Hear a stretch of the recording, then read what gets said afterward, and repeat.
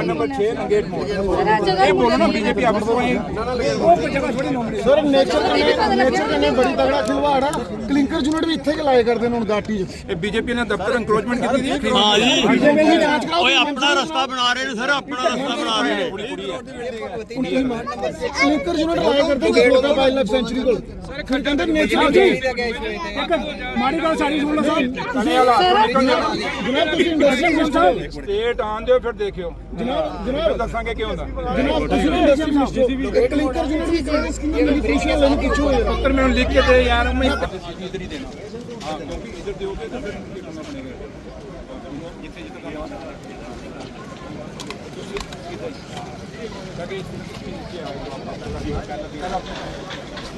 जितने जितना बड़ा ट्रैफिक कंजेशन है सर।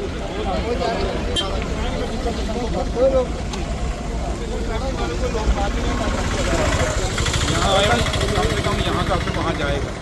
बड़ा जिला 150 बंदे की रोटी बनाओगे तो फंक्शन च 250 वैसे खा जाता है। इसे तक आना मेरा एक बड़ा काम तो सर आया इंडस्ट्रियल वाला जेड़ा इसलिए सक्सेसफुल है ਹੁਣ ਅਡਾਨੀ ਆ ਰਿਹਾ 400 ਕਨਾਲ ਦਾ ਸੀਮੈਂਟ ਪਲਾਂਟ। ठीक है डीसी साहब थैंक यू सर शुगर है तुस आए हो तो थोड़ा आस आया नहीं उन लोगों को खड्डे गवर्नमेंट आनी है। मैं बोले दस सर हाँ बिल्कुल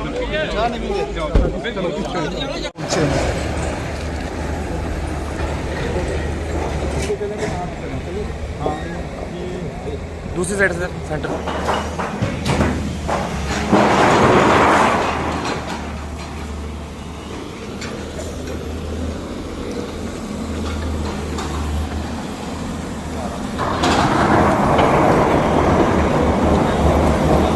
वो जो झाड़ियाँ उस तो ऊपर हैं। हाँ जी 300 मीटर 300 मीटर 300 मीटर अच्छा 300 मीटर ਇਹਦਾ ਪਾਣੀ ਬੰਦ ਕੀਤਾ ਇਹਦੇ 'ਚ ਪਾਣੀ ਬਿਲਕੁਲ ਨਹੀਂ ਹੈ। ਇਹਦਾ ਪਾਣੀ ਬੰਦ ਉਹਨੇ ਜਿਸ ਸਮੇਂ ਫਲੈਸ਼ ਫਲੱਡ ਆਇਆ ਇਹਦੇ 'ਚ ਵੀ ਪਾਣੀ ਇਸ ਬ੍ਰਿਜ 'ਤੇ ਆਇਆ नहीं इस नहीं तो ब्रिज तुझे वो पानी फिर कटिया क्यों नहीं? सर, कटिया नहीं। कनाल बनानी चाहिए। तो कहते हैं ये इंक्रोचमेंट है इस इलाके में क्या इंक्रोचमेंट, क्योंकि ये ब्रिज जो है अब ये पानी पूरा कह रहे हैं इधर से आता है इसके नीचे पानी जा ही नहीं रहा है, जबकि पहले ये पानी बंद हुआ खोला लेकिन पहले क्यों नहीं इसको खोला? अगर ये इन्होंने किया तो आपने किसी में किया आपने चुना और आज पुल गिर गया। बात तो वही आ गई ना। देखिए आप भी यहीं के हैं लोकल हैं, तभी पुल कितना पुराना है और जितना तभी पुल ने बर्दाश्त किया इस फ्लड को है सर। मतलब हमें था कि तो भी पुल चला जाएगा। जो पुराना पुल वो जो 76-77 में बना वो पुल टिका रहा, ये पुल थोड़ा सा पानी उतना पानी जिसको आया इसका लेवल क्या था पानी का यहाँ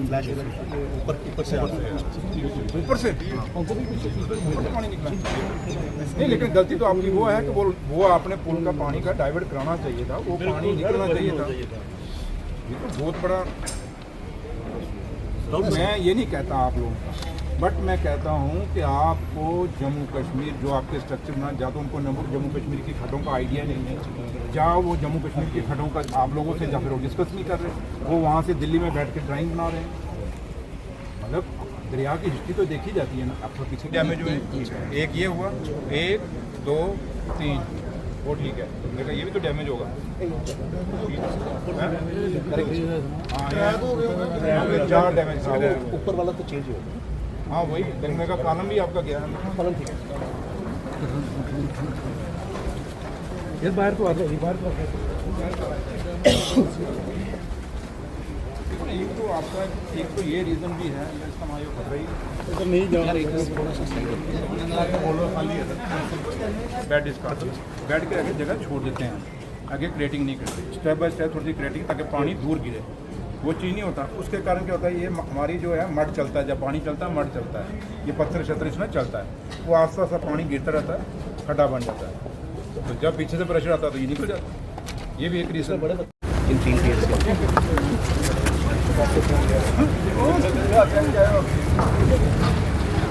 कोशिश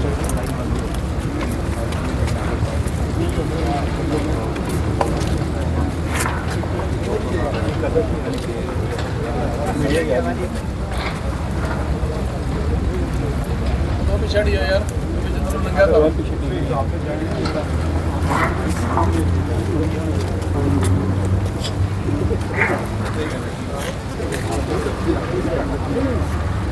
गाड़ी है ना ऊपर ਤੁਹਾਡੀ ਹੋ ਚੁੱਕੀ है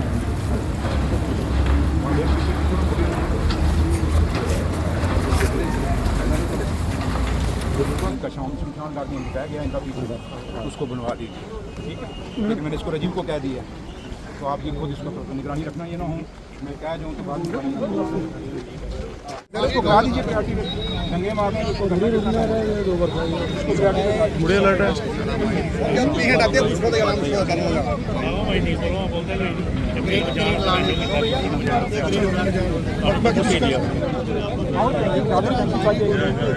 नहीं वो कराओ ना।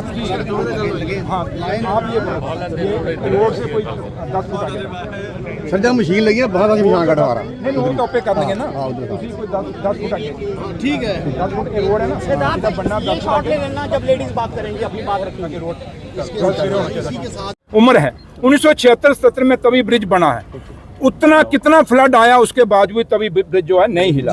इसका मतलब वो क्वालिटी थी, उसका स्ट्रक्चर अच्छा था, उसका डिजाइन ठीक था।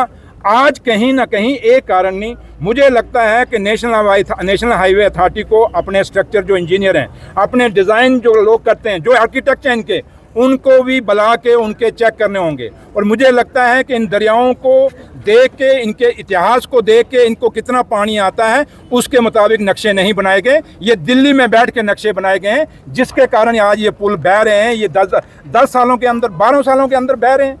ये कौन सी क्वालिटी है? और क्वालिटी का भी शक है। और मैंने सांबा में भी कहा, मैंने कहा अब हमें शक पड़ गया नेशनल हाईवे अथॉरिटी के कामों के ऊपर। अब खाली हम ब्रिजेस को चेक नहीं कराएंगे, हम इनके फ्लाईओवर को भी चेक कराएंगे। ये ना हो कि फ्लाईओवर हमारे लोगों के सिरों पे आके गिरे। ये क्वालिटी हम ऐसी क्वालिटी नहीं चलने देंगे।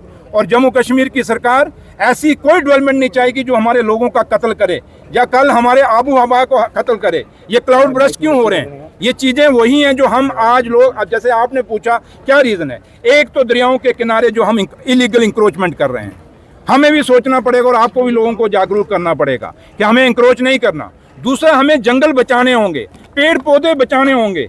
हम साथ होकर इलीगल माइनिंग कराते हैं। इस माइनिंग को बचाने के लिए आप लोगों को कदम उठाने होंगे। अगर पुलिस नहीं पकड़ती, आप लोग क्या रास्ता नहीं बंद कर सकते? हम लोग, कुछ लोग खुद क्या करते हैं, अगर मुझे माइनिंग नहीं मिलती हम दूसरे की कंप्लेंट डालते हैं। ये सिस्टम बंद करना होगा ईमानदारी से। जब से मैं आया हूं मैं माइनिंग के पीछे कितना रहा, लेकिन मैं अकेला क्या कर सकता हूं? जब तक पुलिस इसमें साथ नहीं देगी, जब तक यहाँ पे GC साथ नहीं देंगे, तब तक अकेला माइनिंग डिपार्टमेंट क्या कर सकता है, ये आप भी समझ सकते हैं। तो आपको लेकिन सर रोक कौन रहा है? सुनो ना भैया, रुक नहीं यार, काले क्यों पड़ गया, रोक क्या पड़ रहा है? तो इसलिए आज जम्मू कश्मीर में 2 सरकारें चल रही हैं। एक है LG सरकार, एक है उमर अब्दुल्ला सरकार। उमर अब्दुल्ला सरकार को लोगों ने चुन के भेजा है। उमर अब्दुल्ला सरकार अपना फर्ज निभा रही है और डिप्टी चीफ मिनिस्टर आपके बीच में खड़ा और आपके सवालों का जवाब दे रहा है। LG साहब को किसने रोका इस पुल पे आने के लिए? LG साहब को किसने रोका पिछले पुल पे जाने के लिए? LG साहब को किसने रोका? पूरा जम्मू खत्म हो गया, पूरा जम्मू बह गया, पूरा जम्मू के मकान खत्म हो गए। आज जम्मू ट्रैफिक ही नहीं है, लोग घरों से नहीं निकल रहे, परेशान है। तो LG साहब क्यों नहीं जाते? और LG साहब, जब ये पूरा हादसा हो रहा था, LG साहब पता नहीं यूपी में बैठे थे कि बिहार में बैठे थे। LG साहब को जवाब देना होगा। जब 22 चरण हुआ, पहलगाम हुआ, उसमें 82 दिन के बाद उन्होंने माफी मांगी। उसके बाद तब भी हमने सबक नहीं लिया। फिर माता मचेल का यात्रा जो हुई पाडर में, वहां लोग मारे गए। जब हाई अलर्ट था, वो यात्रा रोकी क्यों नहीं गई भैया? यात्रा रोकनी चाहिए थी, नहीं रोकी गई, वो लोगों को मारा गया। कल आपके सामने, कल आपके सामने माता वैष्णो देवी पे लोग मारे गए। 35 लोग हमारे जो मेहमान थे, यात्री आए, वो तो मारे गए। कैसे मारे गए? चलो मचेल माता का तो श्राइन बोर्ड नहीं था, यहाँ तो श्राइन बोर्ड था। आप लोगों में से भी सबको पता, जो मैं भी बचपन में जब जाता था माता पे, जब दरबार में लोग ज्यादा होते थे, अदकौरी में ज्यादा होते थे, कटरा में यात्रा रोकी जाती थी। यात्रा क्यों नहीं रोकी गई? यात्रा की मूवमेंट क्यों नहीं बंद की गई? अगर लोग वापस ही आ रहे थे, उनको वहां दरबार में क्यों नहीं रोका गया? ये सवाल खड़े किस पे होते हैं? श्राइन बोर्ड का चेयरमैन कौन है? LG साहब, मनोज सिन्हा साहब? ये जम्मू कश्मीर की सरकार के अंडर तो नहीं है ना श्राइन बोर्ड? अगर श्राइन बोर्ड LG साहब आपके अंडर है, आपने क्यों नहीं रोकी? अगर आप यूपी बिहार में बैठे थे तो आपने आके कम से कम अपने चीफ एग्जीक्यूटिव को फोन कर देना था, जो माता श्राइन बोर्ड का है, उससे रुकवाएं, क्यों नहीं रोकेगी? एक बहुत बड़ा सवाल है। इसके अंदर ऑनरेबल प्राइम मिनिस्टर साहब और होम मिनिस्टर साहब को इंटरफेयर करना पड़ेगा। ये थोड़ा कि 22 चरण हो जाएगा, LG साहब माफी मांग लेंगे, आपका माता मचेल की यात्रा होगी तो माफी मांग लेंगे, यहाँ पे वैष्णो देवी हो जाएगी तो अफसोस करके माफी मांग लें। LG साहब कितनी माफियां मांगोगे? जम्मू कश्मीर को एक ही सरकार चाहिए, यहाँ दो सरकारें नहीं चाहिए। यहाँ वही सरकार चाहिए जो लोगों ने चुन के भेजी है, और वो अमर अब्दुल्ला सरकार है। और तब हमारी अकाउंटेबिलिटी फिक्स होती है।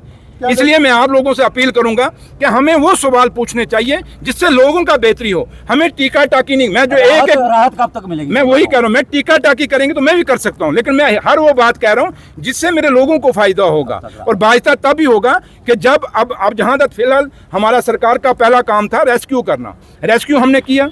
और मैं इसके लिए आप मीडिया के लोगों को बड़ा धन्यवाद करता हूं। लोग कहते हैं एडमिनिस्ट्रेशन ने निकाले, नहीं, ये मीडिया के लोगों ने लोगों को चिन्हित किया, फिर उसके बाद एडमिनिस्ट्रेशन पहुंची है, और उसके बाद जाके इन्होंने अपने फोटो खिंचवाए हैं। मैं नहीं कहता सारे अफसर ऐसे हैं, कुछ अच्छे अफसर हैं जिनकी हम तारीफ करते हैं, जिन्होंने इसमें काम किया है। इसलिए आपका भी बहुत बड़ा रोल है इस रेस्क्यू ऑपरेशन में। पहले था हमारा रेस्क्यू करना था, रेस्क्यू किया, अब रिहेबिलिटेशन की बात है। उसके लिए मैंने कहा 10 करोड़ रुपया सीएम साहब ने दिया सारे डीसीज को, वो करेंगे। अब रही मुआवजे और पैकेज की बात, क्योंकि आपको पता है जम्मू कश्मीर यूटी है, ये स्टेट नहीं है। यूटी के रिसोर्सेज अपने हैं, स्टेट के अपने हैं, तभी तो हम बार बार स्टेट मांगते हैं। तो इसलिए अब दिल्ली की सरकार, ऑनरेबल प्राइम मिनिस्टर साहब और होम मिनिस्टर साहब की बहुत बड़ी जिम्मेदारी है, इसको नेशनल डिजास्टर का दर्जा देना चाहिए, और एक बहुत बड़ा पैकेज जो है वो जम्मू को देना चाहिए, जिससे जम्मू दोबारा अपने पैरों पर खड़ा हो सके और इन लोगों का भला हो सके। वो मैंने फिर कहा ना, जब तक स्टेट नहीं बनता आप ज्यादा उम्मीदें मत रखें। हम मजबूर हैं, वो सरकार है जहां एलजी साहब हर बात पर लात अड़ाता है, अड़चन डालता है।